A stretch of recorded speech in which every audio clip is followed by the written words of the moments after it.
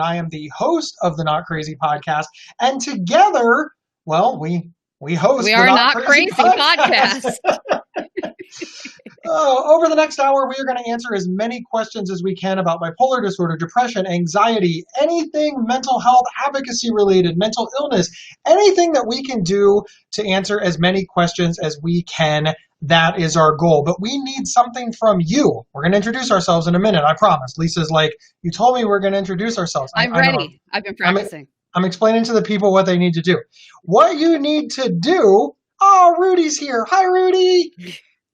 So what you need to do, Lisa, is, or no, wait, it's not, I was still explaining what to do. Oh, put your questions in the comment section. Please make them as short as possible so that we can pop them on the screen. Remember, what we see is what we can pop on the screen. If it gets trunicated, we only see part of the question. I know, you're like, but I got to give you the background in order to get the, yeah, you got to shorten that.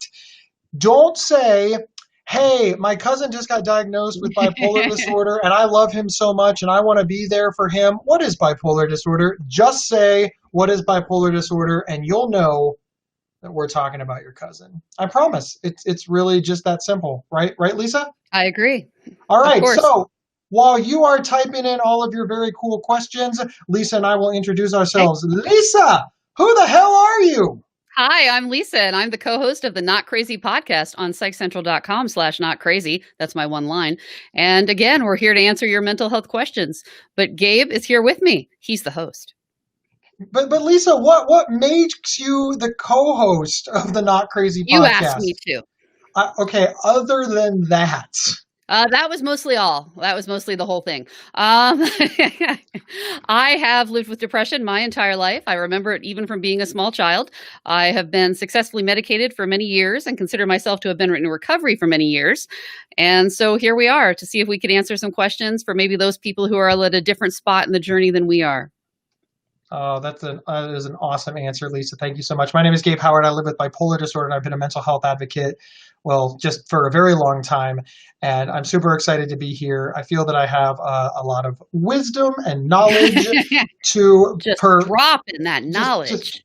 Just drop in the knowledge, and that's why we're here. And before we get started, we want to give a huge shout out to Camera. Camera is we're going to call her producer. Let's just talk. In fact, she is the executive producer. She is the president, executive producer in charge of awesome. So big round of applause for her behind the scenes.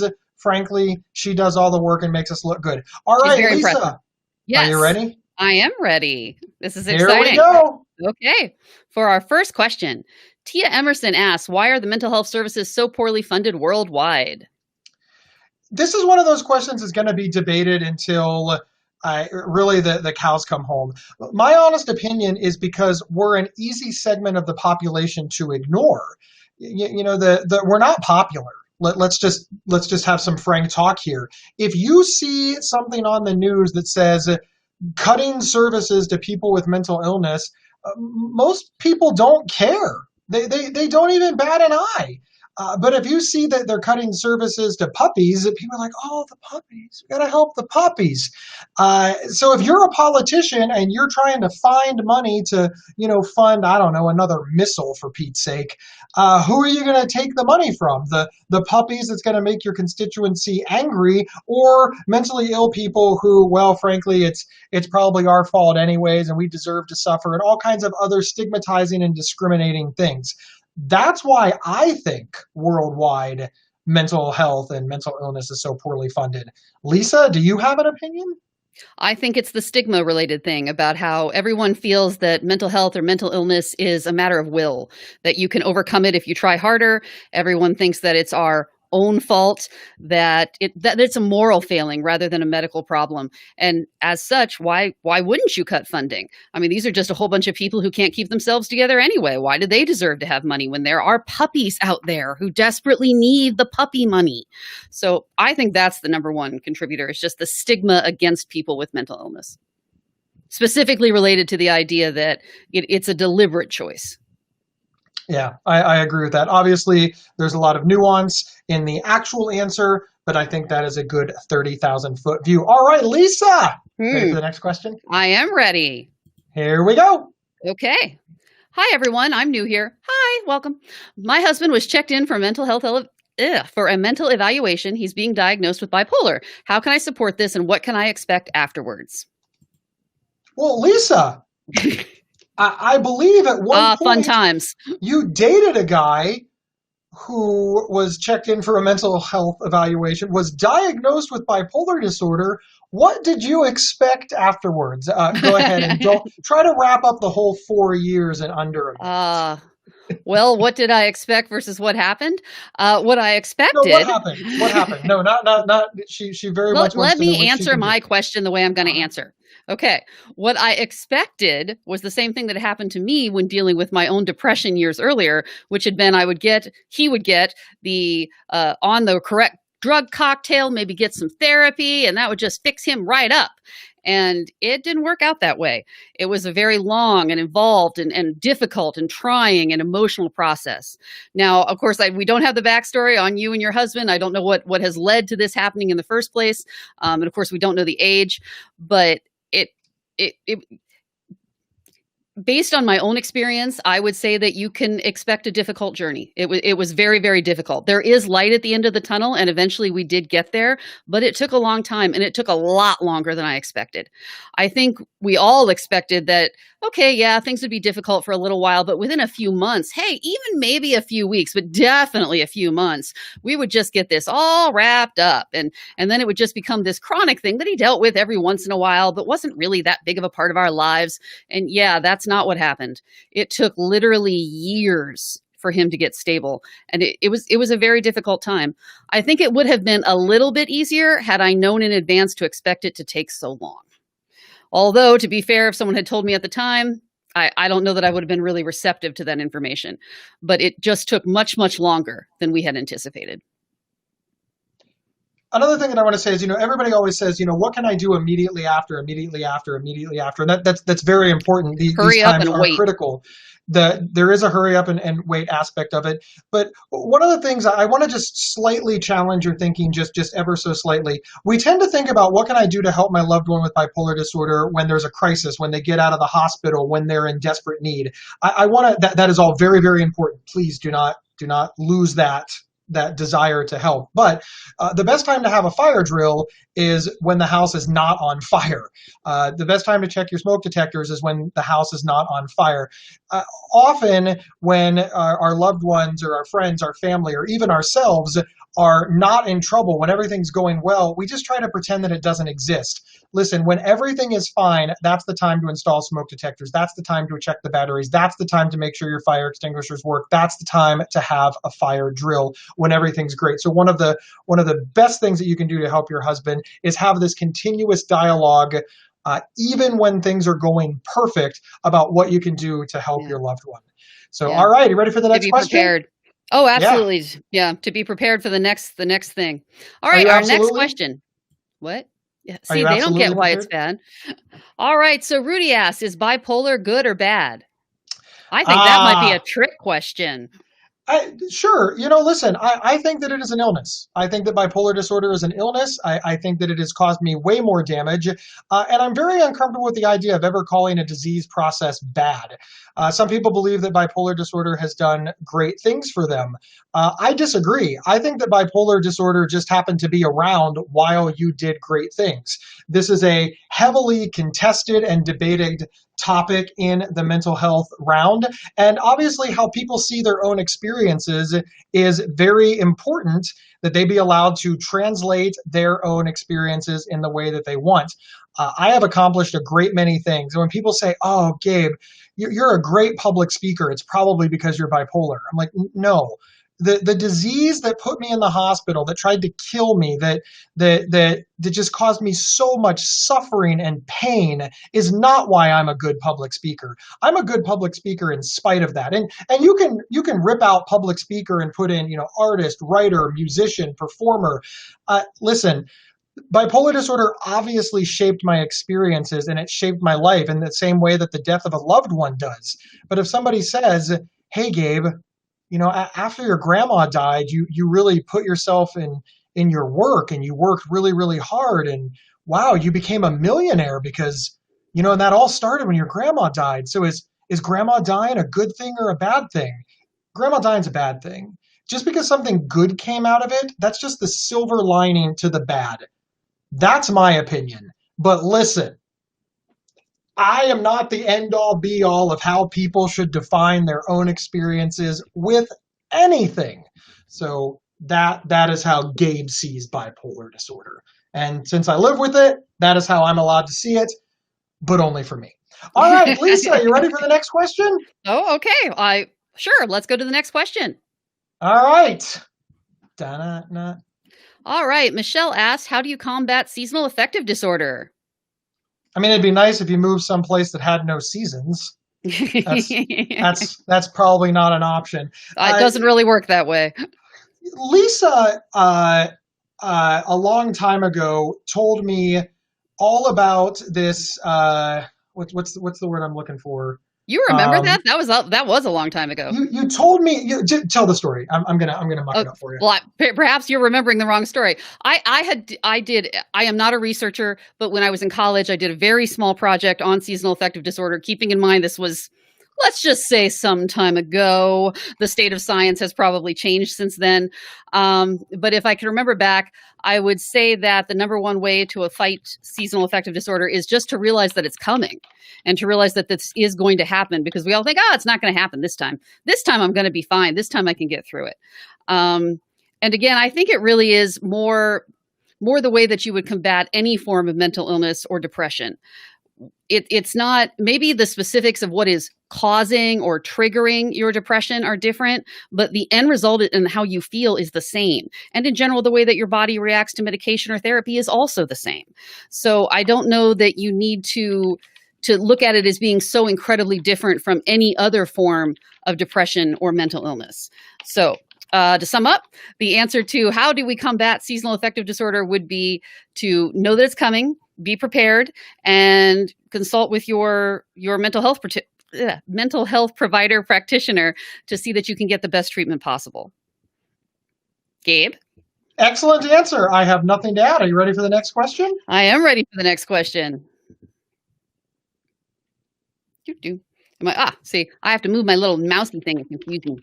So Christine asked, betrayal, trauma, and narcissistic abuse as a form of PTSD. Abuse victims being misdiagnosed as BPD, which I assume you mean borderline personality disorder. Yes. So Lisa, do you want to talk about that? Lisa knows an awful lot about trauma because even though you didn't introduce yourself, I want to give a little background.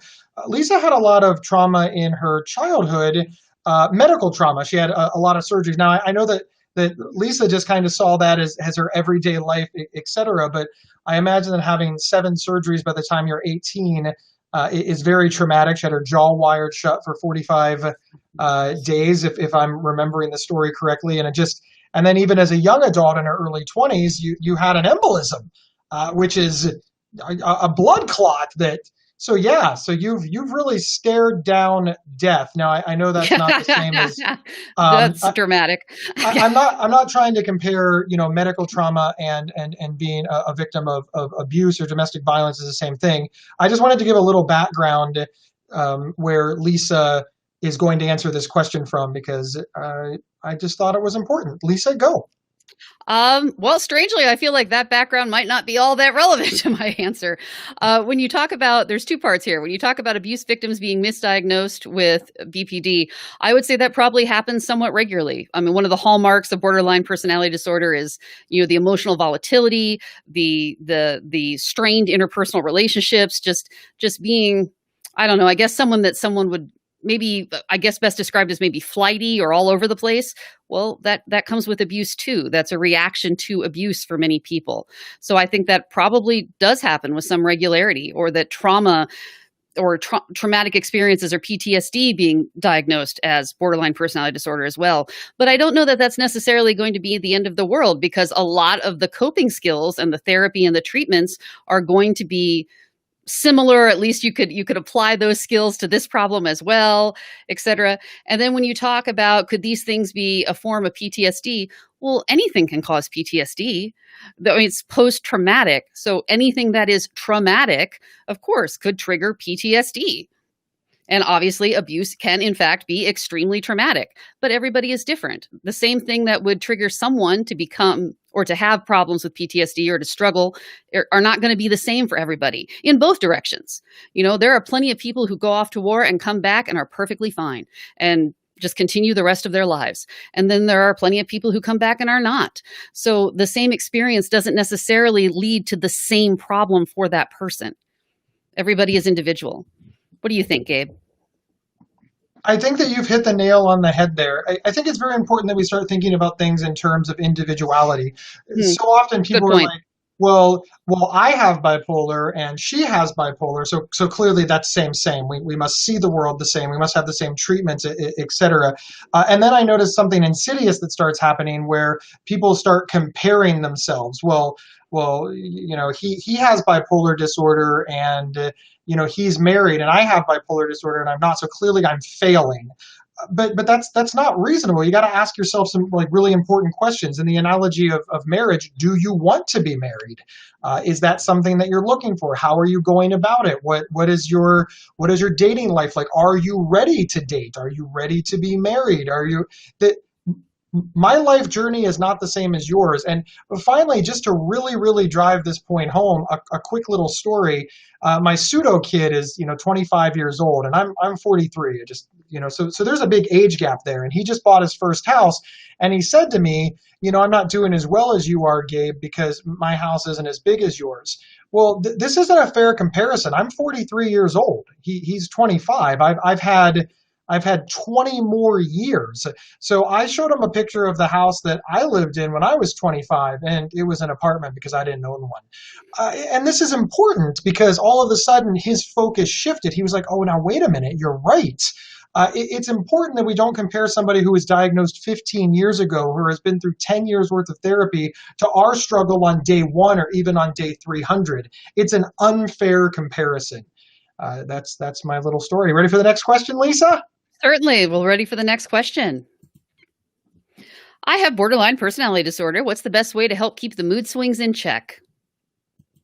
I think that there's a lot of things that we can do. One, I like that you're aware that you have mood swings. That is really step one in keeping anything in check is to have some acknowledgement that you're going through it.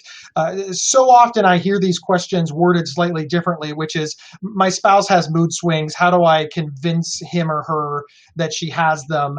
My loved one, my friend, my buddy. Or I hear it like this: my friends are constantly telling me I'm moody, but I don't think so. How do I get them to shut up? So I want to give huge kudos to you for acknowledging that this is something that you want to work on. As far as keeping them in check, there's so many coping skills, and again, your mileage may vary. One of the most popular ones, especially for borderline personality disorder, is mindfulness. Mindfulness is essentially, it's got kind of a new age and whimsical name, but when I was young, we used to call it stopping to smell the roses. I think it's very important to take a beat. When you feel one of these things coming on, stop. Just stop. Close your eyes, take a deep breath, focus on the things around you, focus on the good things in your life, focus on everything, and then take another deep breath and think about the situation that is causing you, anxiety or trouble. So often our mood swings are like that. They just happen. They happen and we accept them. We accept them as if they are fact.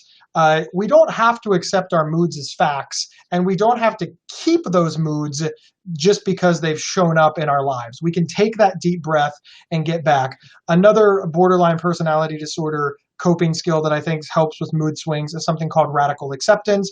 It's where you just say, everything is as it's supposed to be. What is happening is supposed to happen. And I am going to take in that data and make the choices to move forward based on that data. I'm not going to ask myself if it's fair, why it happened, etc. I'm just going to assume that it's supposed to happen, take a deep breath, and make decisions based on those facts.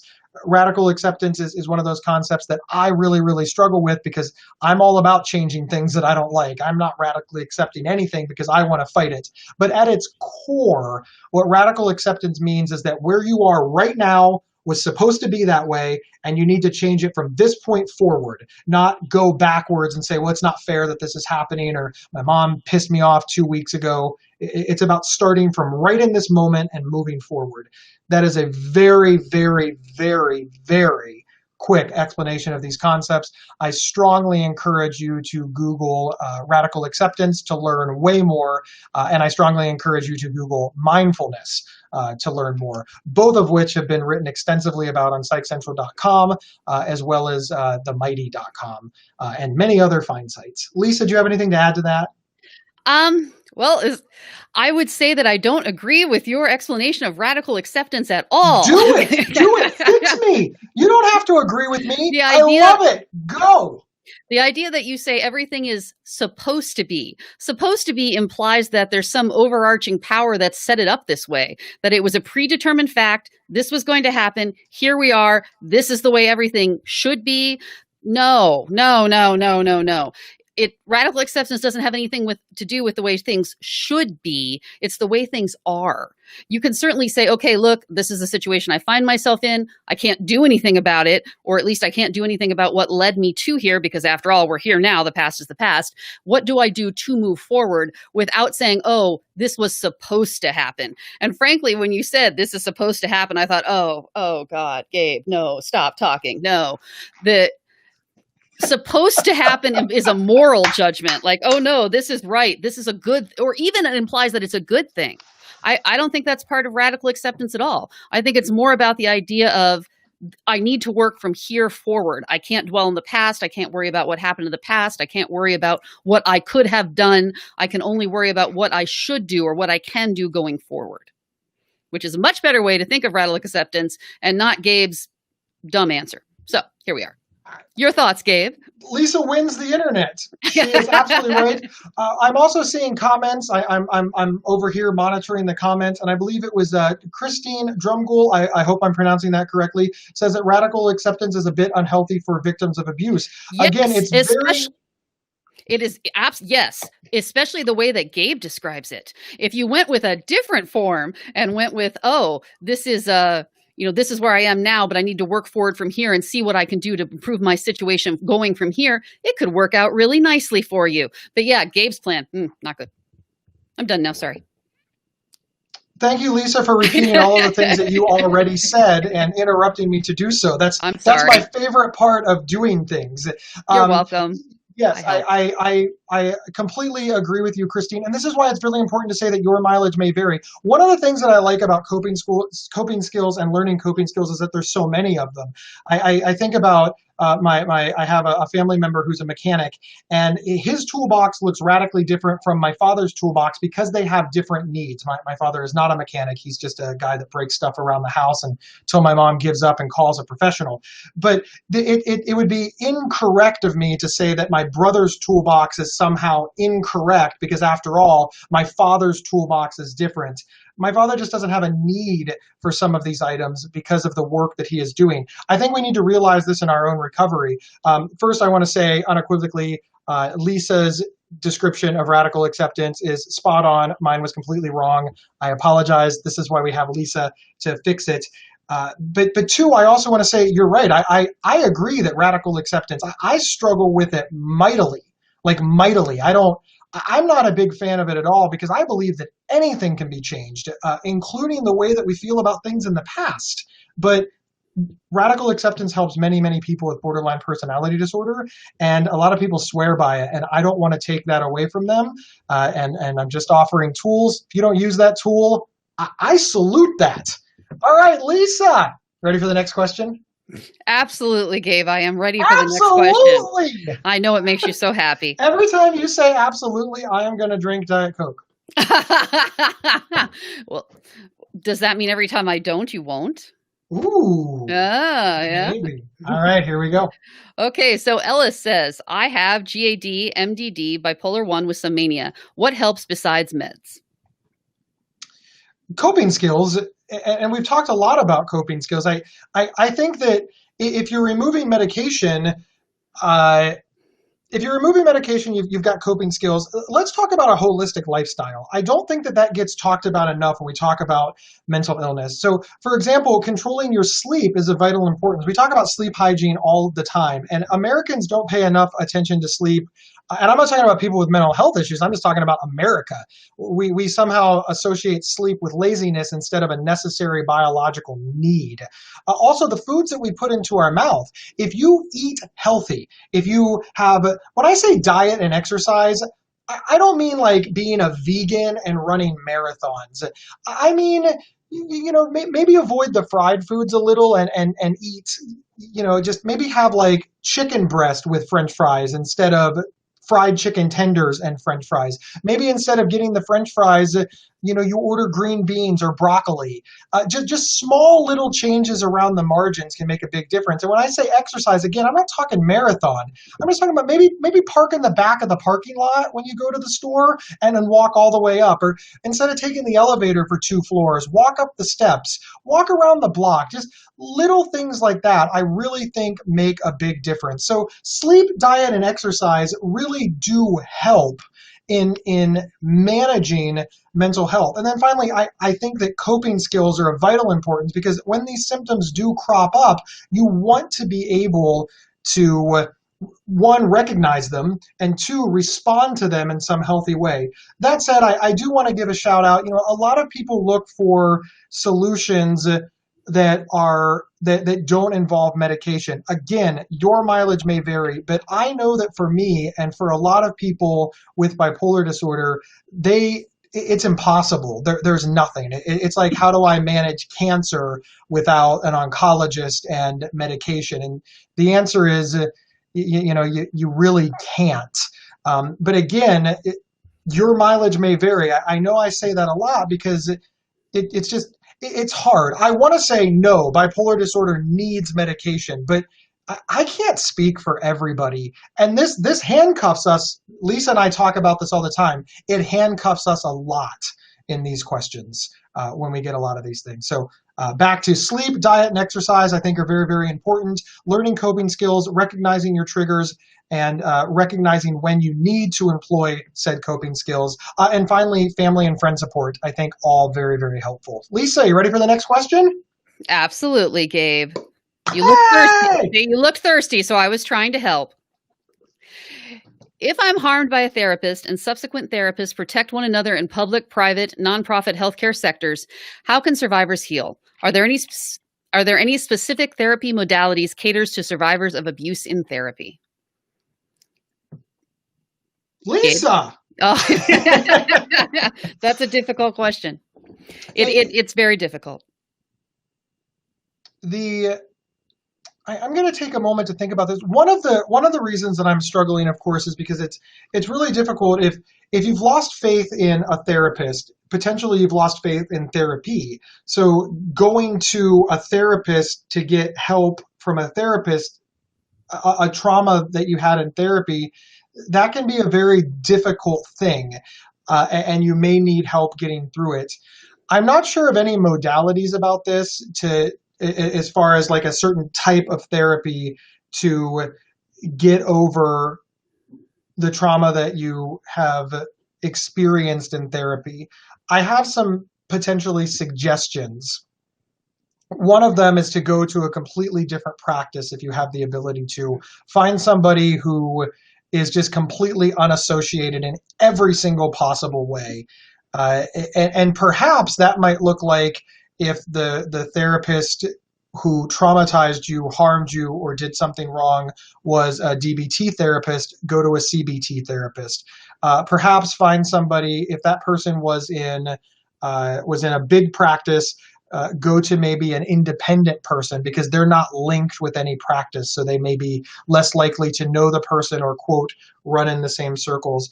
It's also willing to consider, of course, going to peer therapy. Now, I'm going to say peer support. It's not actual therapy in that it's not like legal therapy in the same way that, a licensed therapist provides therapy. But when you go to a peer support group, you can talk to the people around you and learn strategies, etc., for moving forward. I do think there's safety in numbers. I also very much like the group setting because you're in a group.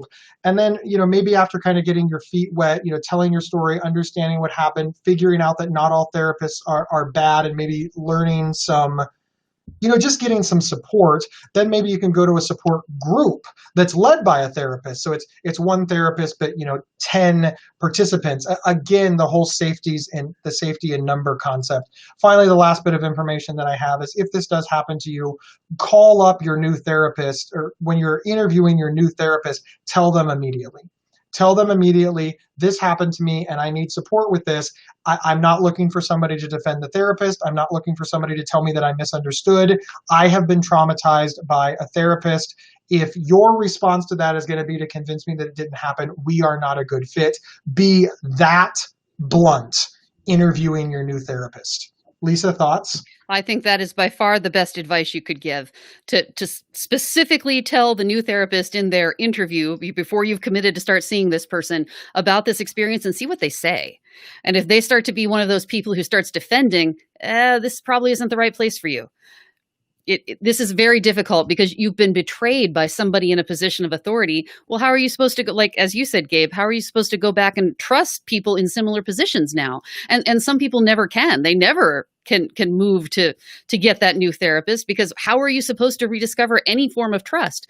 So I would say that the number one advice that you've given, and that's very good, Gabe, is the idea that ask the new person about what they think about this situation. And if you're not happy with their answer, move on. You know what happened. Don't let someone convince you that you're wrong. And good luck, because that's really horrible. Your thoughts, Gabe? I already gave my thoughts. It's time for the next question. Sorry. It's so terrible. I'm so sorry that happened. I agree. Okay, Thank next question. So I was diagnosed major depressive when I was 19, but only properly diagnosed as bipolar at age 25. Very common. As you've aged, have you had to change your medications because they were no longer effective? Do you want me to answer that, Gabe? Oh, man, I have so much to say on this. I want you to go first. Okay. Lisa and I have both decided, against our will, quite frankly, to hit middle age. So, Yeah, wow, do we have horrible. a lot to talk about. Lisa, you first. That has totally happened to me, and it's sucks so much, because you feel like, hey, I spent however many years getting stable, getting into the place where I wanted to be. I'm taking my medicine, I'm going along, everything's fine. And then all of a sudden, something that you've counted on for all these years stops working, or starts working differently, or you have a side effect that you didn't have before that you can't tolerate. And it is so incredibly frustrating, because it just seems so incredibly unfair that your body has betrayed you by aging, which I guess is kind of a dumb thing to say when I say it out loud, because yeah, we all get older, your body changes, and all of us, even though I know I'm not 25, I still feel like I am, right? I feel like, oh no, my body's pretty much the same as it was back then. Ha ha ha. No, it's not. And it has been very difficult for me, especially the idea that as you age, your body changes and things just change, and meds that you could rely on don't work anymore. Yes, this has happened to me many times, and it's very, very sucky. And the only thing to be done is just try something new. I want to echo everything that Lisa said. I also want to say that, feeling like your body betrayed you is not the domain of people with mental health issues. Well, that's true, of course. Yes, of course. This is just something that all of us have to realize. My grandfather is going to turn 90 years old next year, and my grandmother just keeps yelling at him, and she'll actually say things like, "Bill, you're not 60 anymore. You can't do that. You can't behave that way. You're not 60," because she associates being 60 as young. Apparently, it's all about perspective, right? But yes, I think it is important that we all understand that aging happens to everybody, and medicines are going to impact our bodies differently as we age, and we just need to be prepared for it, and we just need to understand it, accept it, and move forward with it's just going to happen. There's no reason to get mad at it, because it's just the way that it is. In the same way that we have less energy at 40 than we did at 20, and we're going to have less energy at 60 than we did at 40, and apparently we're going to have less energy at 90 than we did at 60.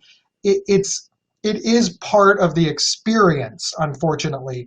And as my grandmother says, it beats the alternative.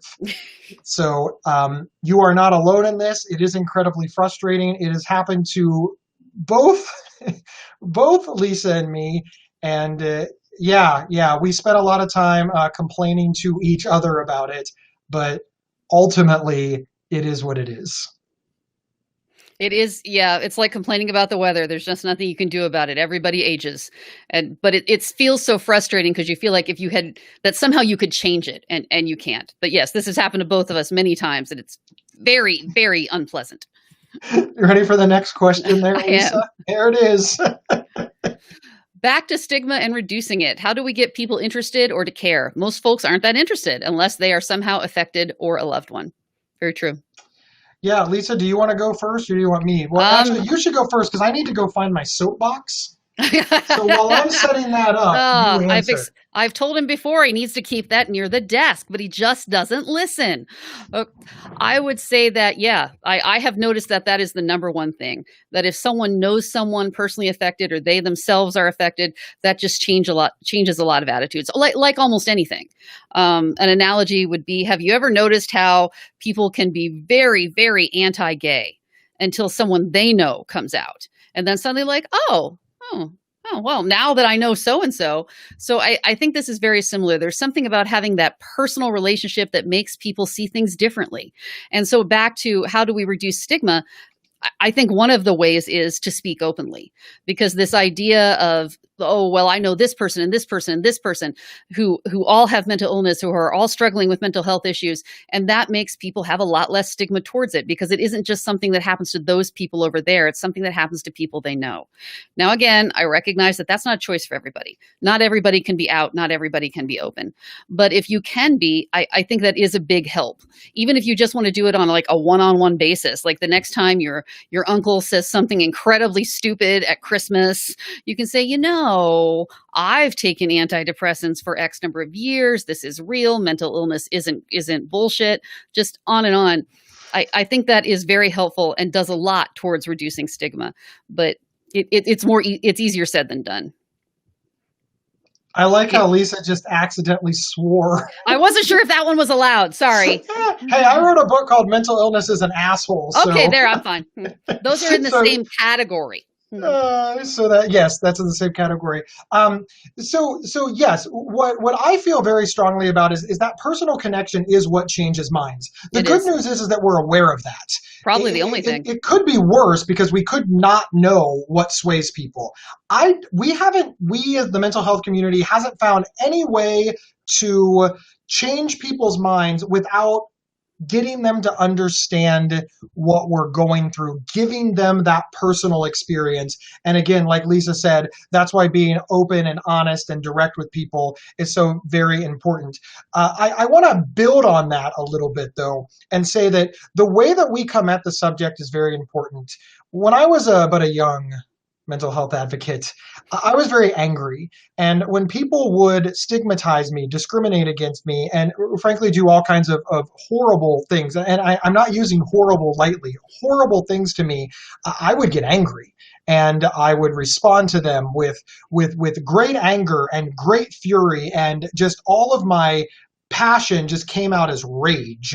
And this, unfortunately, had the opposite effect that I was going for. This made people think that they were right. Hey, he's just crazy. Look at him. Look at him. He's nuts. We don't have to listen to him. This is BS. We were right all along. You can't trust him, or whatever misbelief that they had in the first place. Eventually, I realized that, okay, they're not malicious so much as they're stupid. They're not stupid so much as they're ignorant, and they're not ignorant so much as that they don't understand. And now I have an opportunity because they are publicly showing me their misunderstanding. They are publicly showing me their ignorance. And now I have an opportunity to intercede and to possibly affect change. And the best way that I can do that is by remaining calm. I believe that the best way that we can change people's minds is, one, by sharing our own lived experience, two, by showing them positive, hopeful outcomes with this illness, and finally, educating people in a reasonable manner that makes them want to be different. It makes them want to change their mind. I have had so many conversations with so many people, and listen, they don't all agree with me. I haven't changed everybody's mind. And the vast majority of people, I don't change their mind while I'm in front of them. They listen politely. I answer questions. We have a nice conversation. Sometimes we shake hands, sometimes we just walk away. But I've gotten so many emails years later where people they thunk on it, or I was the first domino, and then somebody else had that conversation with them, and somebody else, and I think those are the things, these respectful, rational, and reasonable conversations that is going to reduce stigma on a monumental level, one person at a time. Such an incredibly slow process. Lisa, you ready for the next question? Well, that was such an uplifting answer. How could I not be? Such a slow process. Yay, let's get started right now. All right. I think it's important to set expectations. If we convince everybody that all they have to do is remember when I thought I was going to solve this problem in like a week? Yeah, that's fair. Yeah, reasonable expectations are important. Remember how disappointed I was when it didn't happen in the week? Yeah. And now I'm on, year 10 and the problem is still not resolved. Like I'm uber disappointed. Next question. I'm sorry. All right. No problem. Next question is, I had bipolar and generalized anxiety disorder. How do I not get bitter? Oh, this is my favorite. Leave Lisa on the screen while I tell the story. This is very important. Okay, camera? No pressure. All right, good. No I was incredibly bitter. I was incredibly angry. I was furious, and ironically, I have bipolar disorder and anxiety disorder. So I'm as close to you as we can be without being the same person. I was so mad, and I would tell everybody that I could find.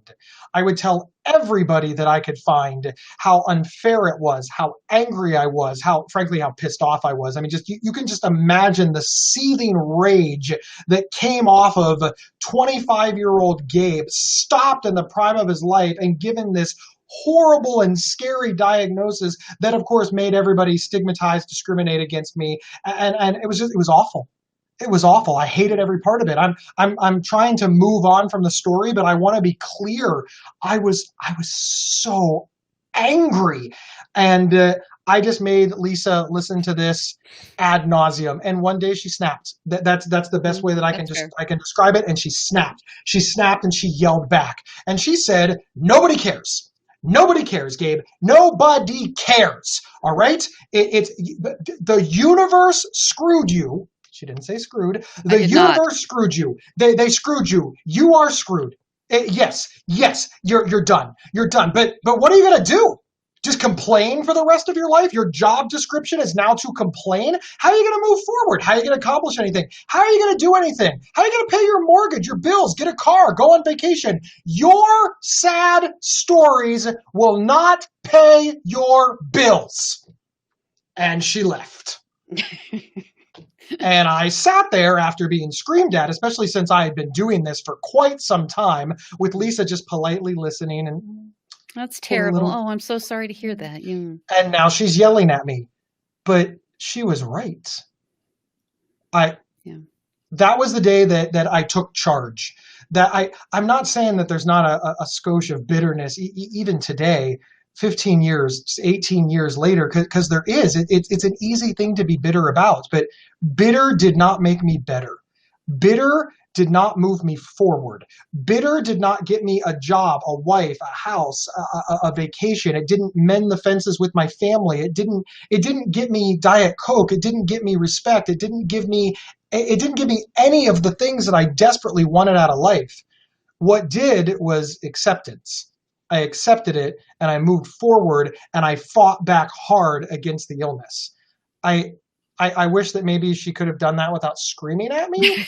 But in the case of Lisa and I's relationship, this was an incredibly effective thing for her to do. The final thing is I realized that just how much I was taxing her. And frankly, if I kept it up, I was going to lose my friend. And I didn't want that to happen either. It's hard not to get bitter. Talk about it. Be open. Accept this small little part of you. It's reasonable to be angry.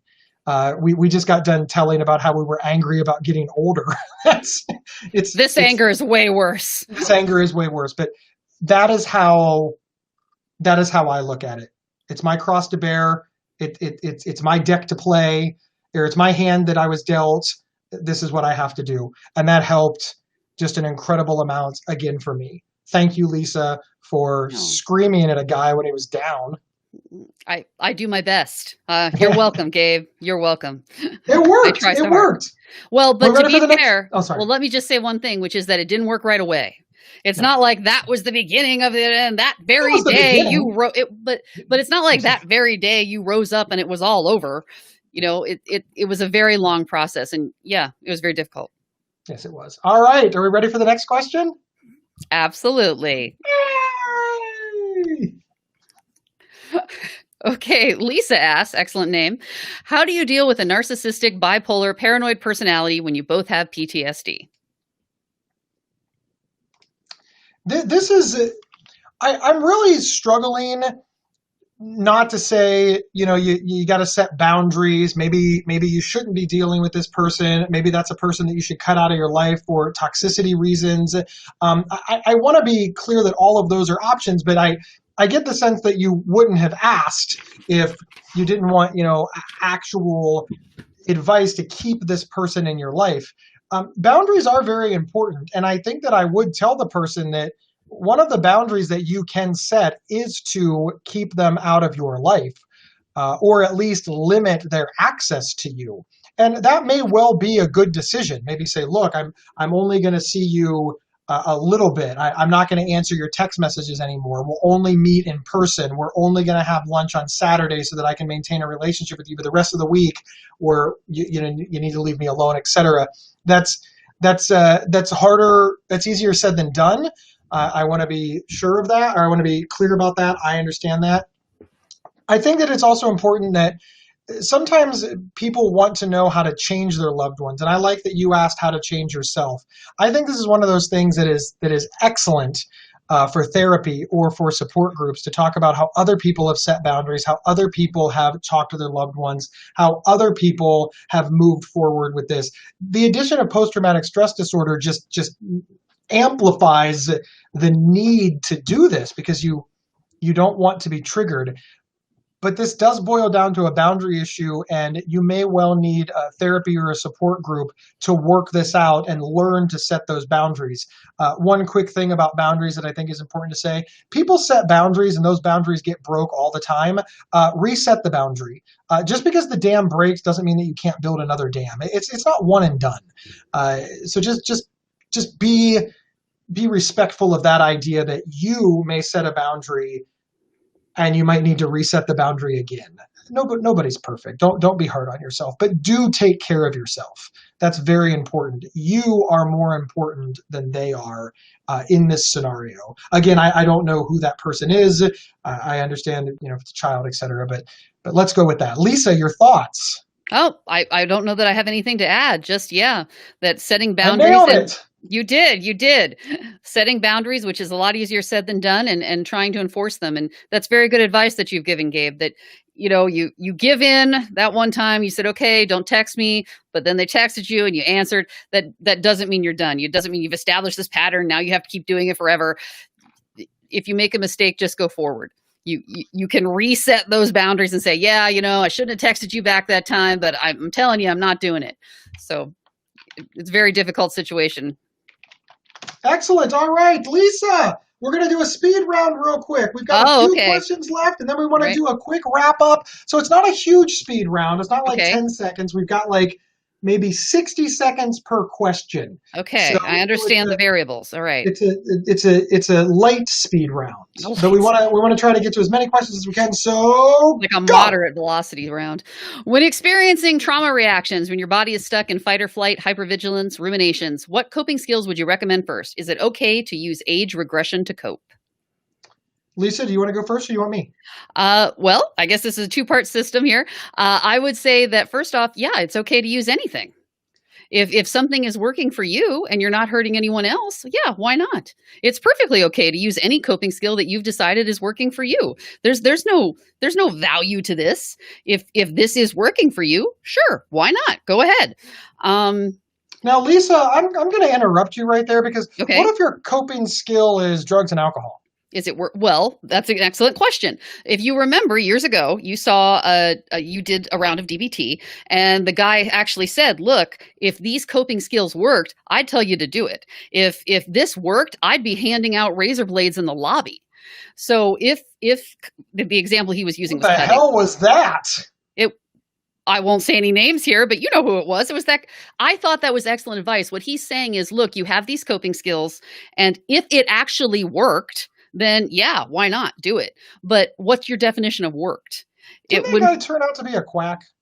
well, let me finish my explanation before you interrupt. So, when you say, is your coping skill working for you? What is it about it that's making you think it doesn't? Are you asking this causes more long-term harm than it does good? Well, that's different. Then it's not working. Long-term harm is part of the working equation. If this isn't causing you more harm than good, yeah, go ahead, do it. Is it causing you more harm than good? Then no, don't do that. If you're asking, well, this is an acute situation, I'm really desperate. Well, that's the equivalent of saying, hey, well, but I'm really extra stressed out today. Is it okay to do the heroin because I'm just extra bad today? No, because long term, that is not doing what you wanted to do. That is not going to help you towards your goals.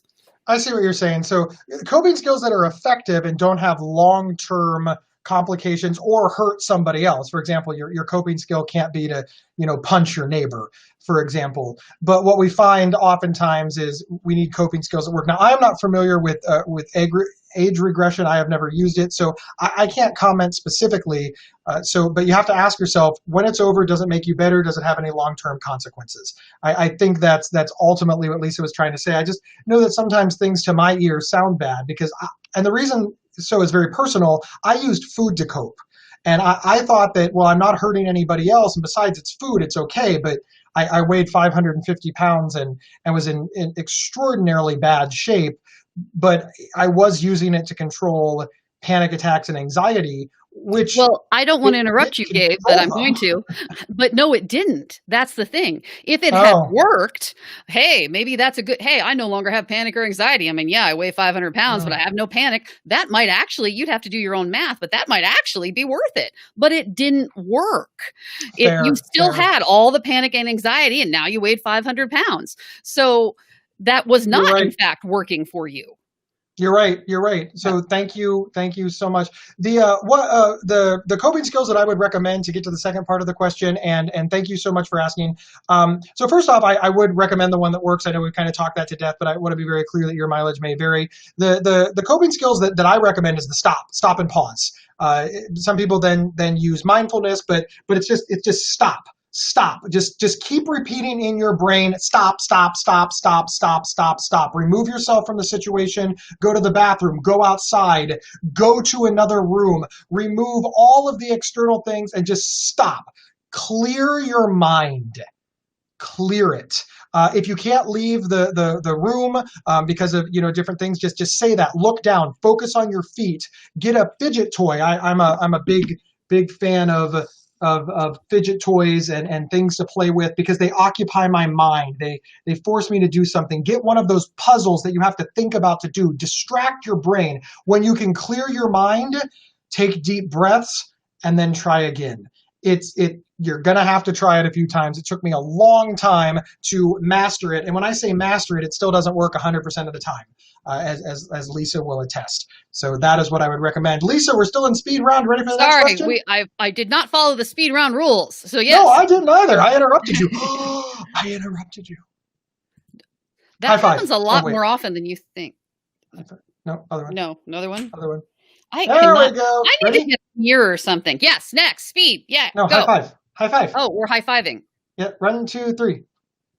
Okay, we suck. Yeah, this isn't our goal here. Okay, I've had depression for over 50 years. I have a wonderful life and a very nice husband, but he doesn't understand my feelings, so I hide it even more. I feel like I live a dual life. What do I do? So, one, I am sorry for that because that it's very challenging to have to feel like that you lead a double life. I think that it is very important that your spouse understand. I can't imagine how my relationship with my wife would be if she didn't understand. For one thing, it would just be an intimacy that we would not be able to have because, like you said, you'd be hiding apart from him. And I want to acknowledge that right off of the bat. the way that I think you can get him to understand is, one, wait for things to be well. Wait until you are okay. You have a good deal of patience stored up. Things are okay in the household. Don't pick a tumultuous time or a traumatic time, or when he's in a bad mood, when you're in a bad mood, when you're symptomatic, etc. Wait until things have just reached their stasis. And sit down with your husband and say, this is extraordinarily important and we need to discuss this. Open the dialogue. Tell him why it's important. And it doesn't hurt to write this down ahead of time. Write a letter. Start it off with, "Dear husband," and be very concise about what it is, why it's important, how you feel about the dual life, how you feel that there's just an intimacy that you don't have, and then open up the discussion. Some things that I would recommend after that are couples therapy. This is the kind of thing that couples therapy was designed for. People have this sort of idea in their head that couples therapy is only for divorcing couples. That couldn't be further from the truth. There's a disconnect. You connect on all these other levels, but over here there's this disconnect where you're not connecting on the same level. You're not firing on the same cylinders. Sit down with a therapist and discuss why. And also find out why he doesn't understand it. It's possible that he does understand it and he's afraid of it and doesn't want to admit it. That I'm not saying that that's it. I'm just saying that's one possibility. So be open to hear his side as well. And it's important to remember, even if his side is mean or stupid or hurts your feelings, remember, you are creating a safe space for him to tell you how he feels. So if he says, well, I think it's fake, don't attack. Say, I understand. How can we move forward? Also, it wouldn't hurt to print out some literature, maybe something on a very basic level about this. Try to find maybe a local class. I know that a lot of mental health charities have classes for family members that help explain. See if there's a family member group for people whose loved ones have depression so he can get answers to questions, etc. Or encourage him to go to therapy by himself. Those are kind of I think that's pretty much everything that I can recommend to open this dialogue. Also, remember, Rome wasn't built in a day, so it's going to be more than one conversation is going to fix this. You've got to be aggressive about this, but again, very, very polite. Lisa, thoughts? Oh, no, I do have to, just agreeing with what you said. And that is something that I do quite a bit. My husband does not have mental illness, and sometimes I do feel like he doesn't really get it. But there are so many people out there who explain it better than me. So I can't tell you how many times I've read something online or seen something in a book and thought, ooh, that's good. That's what I wanted to say, but this person said it so much better. And so then I copy it and say, hey, this is exactly what I thought. And also, if your local mental health charity does have those classes, those were very, very helpful to our families. All right. Are we done, or do we have more speed questions? I think we have to be done because fair enough. It's time. We have to get off all of these channels. Lisa, thank you for hanging out with me. Absolutely, Gabe. Oh, look. Hey, that's my sister. Hi, Debbie. Oh, thank you. Hey, my name is Gabe Howard, and I am the host of the Not Crazy Podcast. And with me, as always, is the co-host of the Not Crazy Podcast, Lisa Kiner. You can find this podcast on your favorite podcast player. Just search for Not Crazy. You can also go to psychcentral.com/Not Crazy. That's the website. There are tons of episodes covering lots of cool things, including, a new one today. Oh, yeah, including a new one today, which is in the comment section. Sincerely, we will hope you check it out. Thank you so much, and we will see everybody next time on the mighty Psych Central, This Emotional Life, Gabe Howard, and tons of other places that this has been shared. Bye!